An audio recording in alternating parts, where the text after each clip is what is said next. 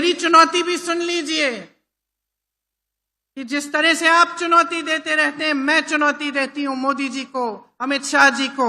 मैं चुनौती देती हूं कि मंच पे खड़े होकर कह दें कि वो जाति जनगणना करवाएंगे। मंच पर खड़े होकर कह दें कि आरक्षण का जो 50% की जो सीमा है उसको हटा देंगे।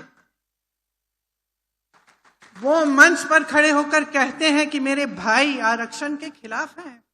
वो व्यक्ति जो मणिपुर से मुंबई तक जिसने यात्रा की, न्याय यात्रा की, न्याय मांगने के लिए, उस व्यक्ति के बारे में कहते हैं कि वो आरक्षण के खिलाफ है।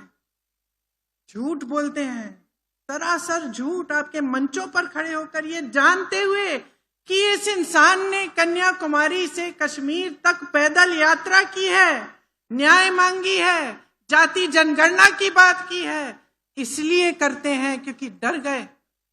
उन्होंने देखा कि ये व्यक्ति कन्याकुमारी से कश्मीर 4000 किलोमीटर चल पड़ा और मणिपुर से मुंबई चल पड़ा और इसने न्याय मांगा।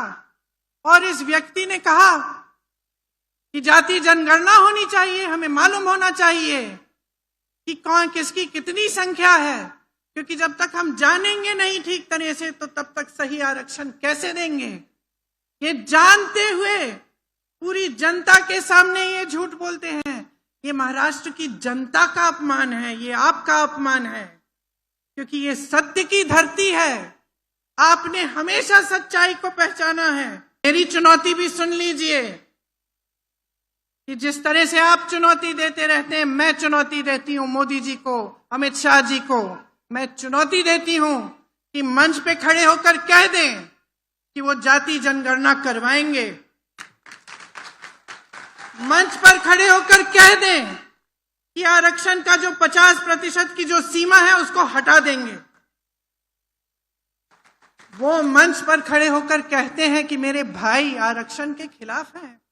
वो व्यक्ति जो मणिपुर से मुंबई तक जिसने यात्रा की, न्याय यात्रा की, न्याय मांगने के लिए, उस व्यक्ति के बारे में कहते हैं कि वो आरक्षण के खिलाफ है।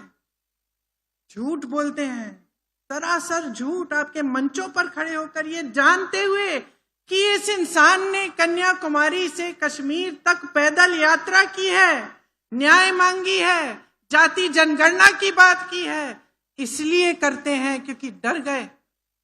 उन्होंने देखा कि ये व्यक्ति कन्याकुमारी से कश्मीर 4000 किलोमीटर चल पड़ा और मणिपुर से मुंबई चल पड़ा और इसने न्याय मांगा। और इस व्यक्ति ने कहा कि जाति जनगणना होनी चाहिए, हमें मालूम होना चाहिए कि कौन किसकी कितनी संख्या है, क्योंकि जब तक हम जानेंगे नहीं ठीक तरह से तो तब तक सही आरक्षण कैसे देंगे। ये जानते हुए पूरी जनता के सामने ये झूठ बोलते हैं। ये महाराष्ट्र की जनता का अपमान है, ये आपका अपमान है, क्योंकि ये सत्य की धरती है। आपने हमेशा सच्चाई को पहचाना है।